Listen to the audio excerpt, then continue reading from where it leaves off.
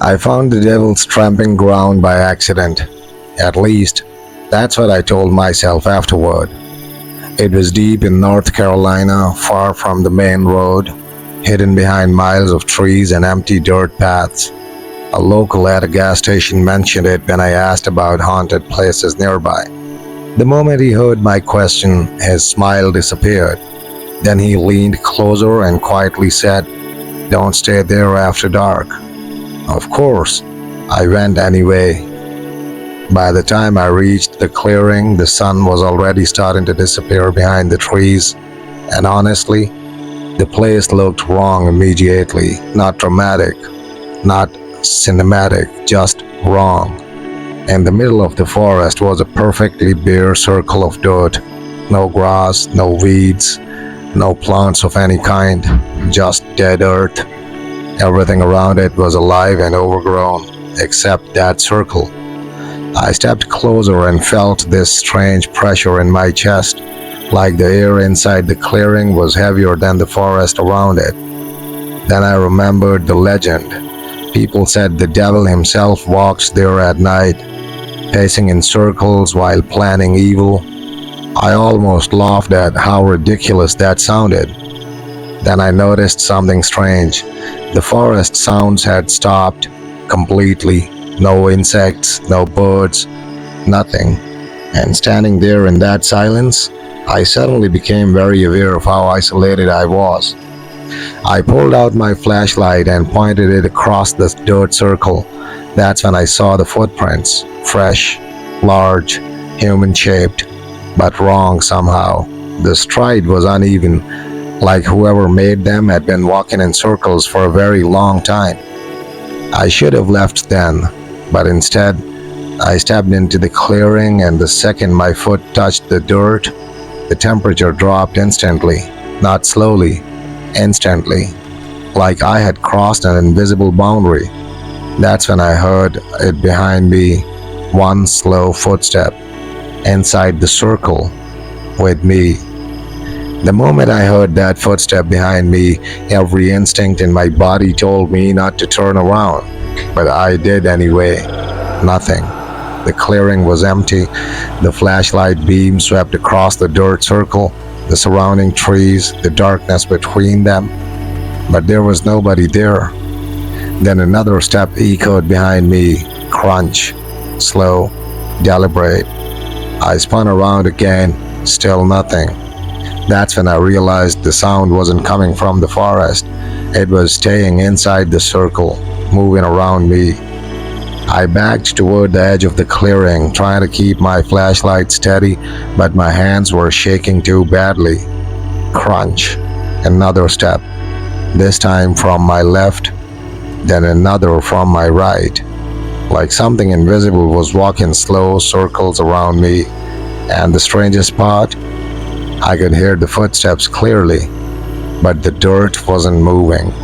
No footprints, no shifting soil, nothing. Then the whisper started.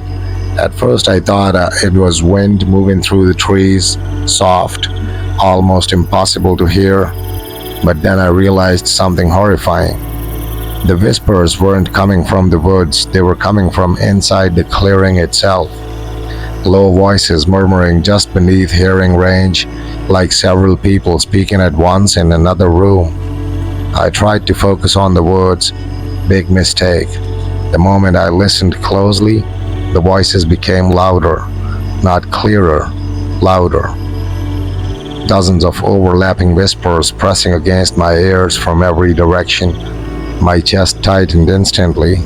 I couldn't breathe properly anymore.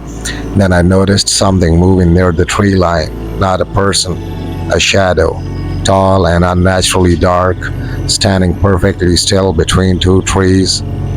I pointed my flashlight directly at it, and for one split second, I saw what looked like a face. Not human, long, distorted, similar far too wide, smiling. The light flickered violently, and when it stabilized again, the figure was gone, but the footsteps weren't.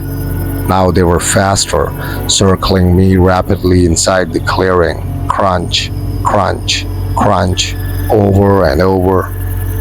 I started backing away toward my truck without taking my eyes off the woods, and then the whispers stopped completely. That silence scared me more than the voices did, because deep down, I knew something had changed.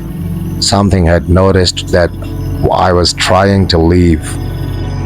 The silence after the whispers stopped felt worse than anything I had heard all night, because now the clearing felt focused on me, like whatever had been circling me in the dark had finally decided to come closer.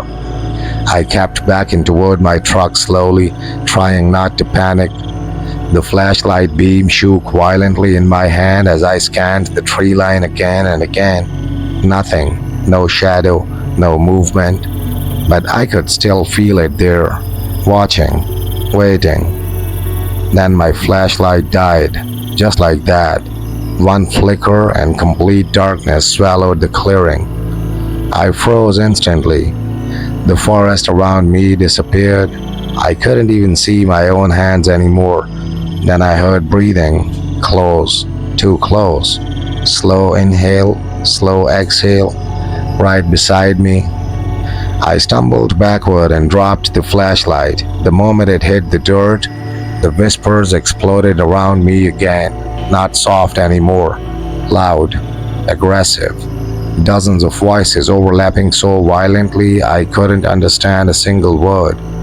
And underneath them, I heard footsteps running toward me, fast, circling the clearing at impossible speed.